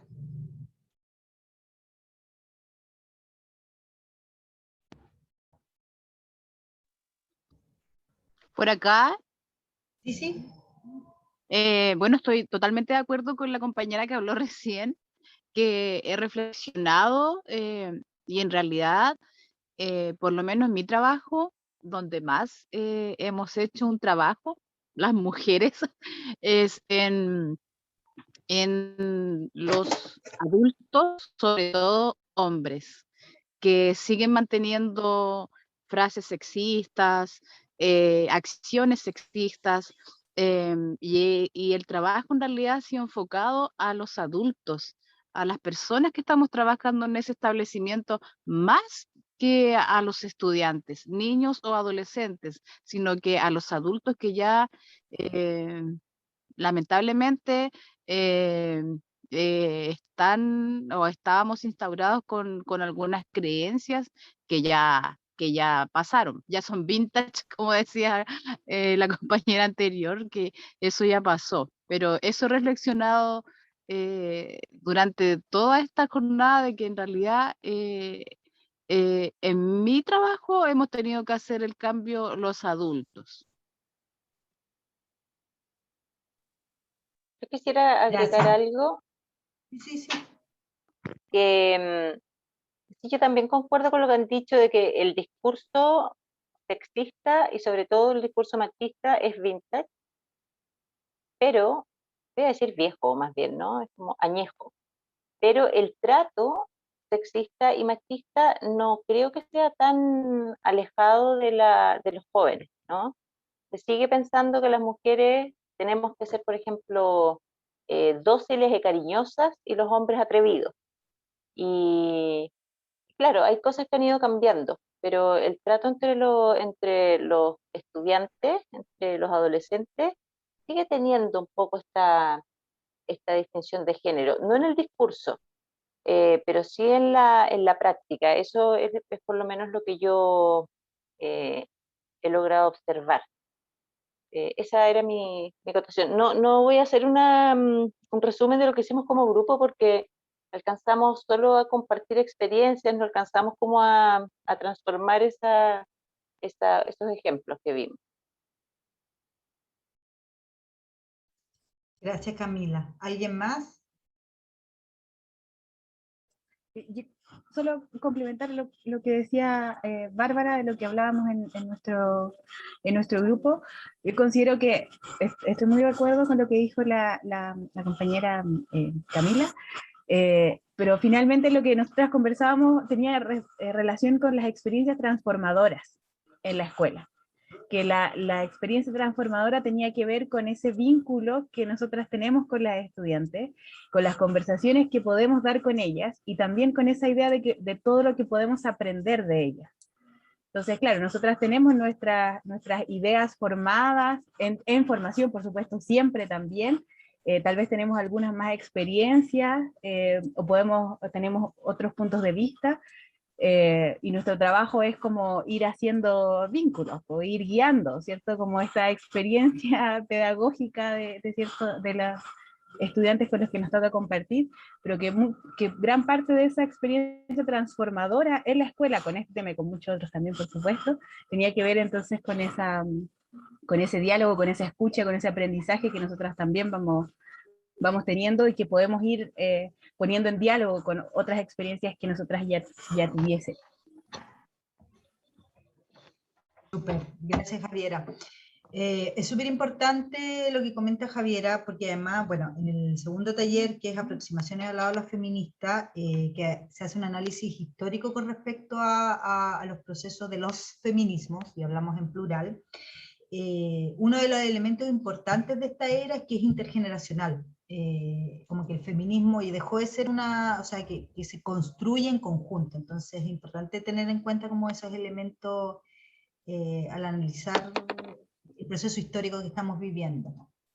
Jorge me parece que tenía la palabra, Sananda y Gladys. Hola, sí. Yo igual quería como, ¿cómo se llama?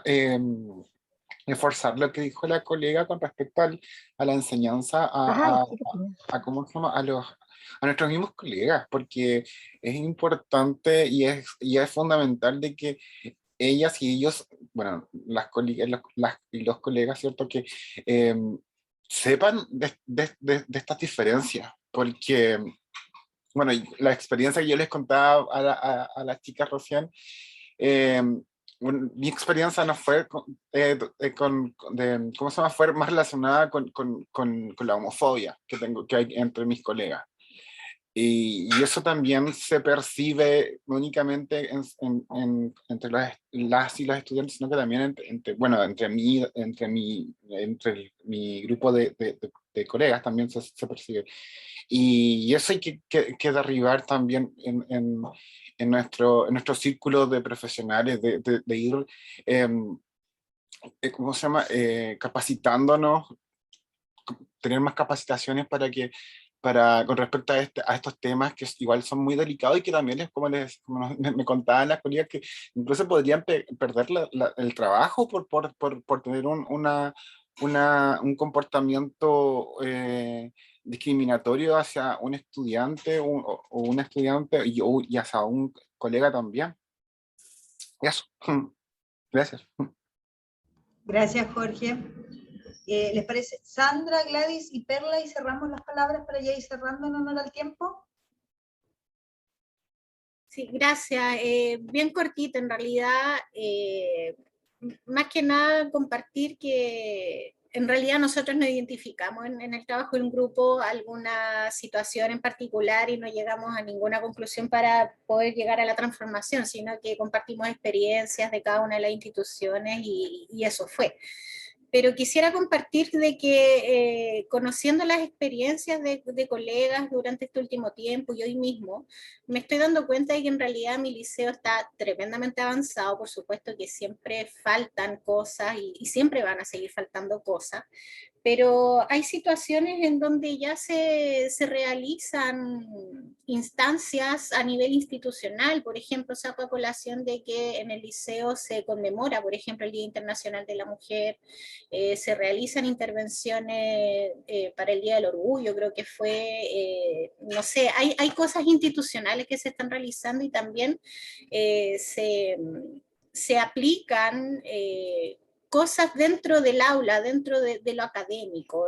Yo recordaba cuando tú mencionabas el tema de los medios masivos de comunicación, eso en el departamento de lenguaje de mi liceo sí pasa, se trabaja con la publicidad de los años 50, se analiza, se ve la perspectiva de género, se ve el machismo, cómo se puede construir la nueva masculinidad relacionada con la nueva feminidad, y el debate es súper enriquecedor y también se deja un poco de lado el adultocentrismo y se trabaja en base a la horizontalidad que se puede generar dentro de la sala de clase. En estas situaciones de aprendizaje somos todos y todas pares que estamos debatiendo sobre cierta temática y es algo que está llegando ya a nivel institucional y no solamente como cosas aisladas. Gracias, Sandra. Gladys. Hola, buenas noches. Sí, ya abrí mi micrófono. Hola, buenas noches. Hoy bastante esperanzador el comentario de la colega que estuvo anteriormente, Sandra, pero yo con la colega que nos tocó en el grupo, que entramos dos nomás, que fue Valeria, que es de allá de la Junta, de muy lejos para el sur, y yo que estoy de acá de Chiloé, de Castro, de Rauco en realidad, Chonchi. Yo creo que nosotros como sociedad en general, bueno, es lo que conversábamos con la colega, que estamos aún en pañales frente a esta situación de aceptar la realidad dentro del aula y dentro de la sociedad. Yo creo que, porque de verdad que tenemos como hartas buenas intenciones y todo, pero chocamos con barreras de contención bastante gruesas porque tenemos por un lado los apoderados, tenemos de repente dentro de los mismos colegas, y colegas yo creo que nos queda un desafío súper grande de empezar a cambiar estos paradigmas que tenemos arraigados frente a ciertas, por las creencias, por los valores, por las costumbres, por la religión, por todo. O sea, realmente es como un desafío bastante grande. Y nada, pues yo contenta de que mi nieto, que tiene 8 meses, va a estar a lo mejor cuando tenga la edad de ser un adulto joven, tenga una sociedad distinta, que sea como más respetuosa de todo. O sea, nosotros conversábamos con la colega Valeria, ¿por qué tiene que haber un baño para un niño trans? Si el niño se siente niño, debería ir al baño los niños, punto. ¿Por qué ir a hacer un baño especial? Porque ya al hacerle un baño especial es una forma de discriminación. Yo ya lo dije en mi escuela una vez y me quedaron mirando con una cara como diciendo, oye, ¿de qué estás hablando? Yo dije, pero si es niño y uno cuando va al baño es un momento de intimidad con uno, salvo que alguien vaya al baño con una amiga muy amiga, que no, déjame la puerta abierta nada más para que hagamos pipí, una cosa así, pero el baño es un momento de intimidad de alguien, entonces, ¿por qué tiene que ser? No sé, yo creo que nos falta mucho por aprender y estoy feliz de que esto se debata, se discute y que estemos aprendiendo de esto. Estoy contenta de que haya harta gente que esté pensando como estamos pensando todos, porque la unión hace la fuerza y yo creo que sí podemos cambiar. Eso. Y darle las gracias por la instancia igual. Aprendí un montón. Gracias, Gladys. Perla. Acá. No, básicamente estuvimos hablando con las colegas de las experiencias de todo y yo les comentaba la experiencia que tuvimos de un proyecto que hicimos durante 2 años en el colegio antes de la pandemia. Aunque suene raro, vintage, como dijeron, resulta que yo soy profe de educación física y asumimos el reto, el colegio básica y media, de separar a las niñas y a los niños dentro de la clase de educación física solamente desde el proceso de desarrollo del aprendizaje APP desde primero básico hasta sexto. Y después los juntábamos, pero solamente para el desarrollo de las unidades. Lo que sí, las unidades eran las mismas para los dos. Por ejemplo, si era fútbol dama y era fútbol varón. La única diferencia es que cada profesora le enseñaba la misma materia, pero adaptándolo a las cualidades físicas, y después terminamos con un campeonato mixto. Y resumiendo de esos 2 años, aunque suene raro, mejoró la aceptación tanto del trabajo individual, mejoró mucho la aceptación del cuerpo del niño en forma individual y la aceptación con el otro. Y no solamente nos tratamos de enfocar en que sí, se ve totalmente arcaico para algunas personas, pero vimos un logro con los niños que ya cuando estaban en media no se miraban como, es que este dama, este es varón, o no miraban que se está desarrollando más, se está desarrollando menos, no, eran niños o eran personas que se comunicaban entre ellos y que se querían hacer grupos, o si alguno le gustaban los hombres, era irrelevante, eran compañeros y punto. Pero fue eso, un proyecto de 2 años que lo hicimos básicamente con ellos, y que pensamos que a lo mejor ellos mismos se iban a diferenciar, ¿no? Que las niñas hacen esto, los varones hacen lo otro, pero como trabajamos exactamente las mismas unidades por los dos, vimos que al final se complementaron. Entonces, y lo estábamos comparando con el trabajo de otros lugares, y resulta que muchas personas actualmente, cuando tú ves ese trabajo y dices, vas a separar las varones de las damas, es como, pero es que lo estás diferenciando al tiro. Pero logramos hasta incluso incluir personas que tienen problemas de déficit atencional, personas que tenían autismo dentro de las mismas clases, y lograron incluir ese tipo de personas, hasta teníamos alumnas en silla de ruedas. Entonces, no es solamente incluir a las personas por la distinta connotación sexual, sino a incluirlos a todos. Eso. Gracias, Perla. Bueno, para ir cerrando, recordarles que esta es la primera instancia de un ciclo de talleres de sello. Agradecer, porque efectivamente, tal como comentaba Magdalena al principio, cuando hacíamos estas iniciativas el 2017, 2018, claro, era muy incipiente aún las profesoras que estaban como en esta línea, y hoy día sabemos que es una necesidad y un interés de muchas docentes y muchos colegas, así que agradecer. Sabemos que estamos sumamente agobiadas, que la pandemia también ha cruzado el tema de género, y entonces yo valoro mucho más que estemos hoy día, llegamos a un pico casi de 100 profesoras y profesores en este espacio de reflexión. Les comento además que el siguiente taller, que es mañana, hace un análisis histórico de el patriarcado y las olas feministas, y va analizando las tensiones y de algún modo los avances históricos que se han producido a partir de las olas, y cómo además la estructura científica, científica, el conocimiento, todo se va instalando el sexismo. Así que es muy interesante tener esa perspectiva histórica, y así la próxima semana además continúan los talleres. Entonces nada, agradecer, les recordamos que el link de mañana es el mismo que hoy, igualmente se va a enviar un correo a todas las personas, a todos los docentes que están inscritas, y espero verlas mañana, pues espero que este espacio hubiese sido de interés de todos, un espacio de reflexión que estamos abriendo, y que esperamos además construir la red de educación no sexista a nivel nacional, cosa que podamos intercambiar materiales, que podamos armar un espacio de reflexión permanente. En la circular donde a ustedes les llegó también había un correo, así que, porque también es importante sistematizar experiencias que tienen ustedes, y eso es muy importante difundirlas, por mínimas que parezcan. Muchas veces las docentes minimizan su trabajo, pero es importante sistematizarlas, difundirlas, porque todos esos espacios sirven para generar nuevas aperturas en otros espacios donde están más al debe aquellas comunidades. Entonces, nada, invitarlas a escribir sus experiencias, a escribir entregar sus sistematizaciones, y poder finalmente el Colegio de Profesores generar una instancia de difusión de todas estas acciones que están haciendo miles de colegas alrededor del país. Así que nada, agradecer, si quieren abrir sus audios para que nos despidamos, y nos vemos mañana.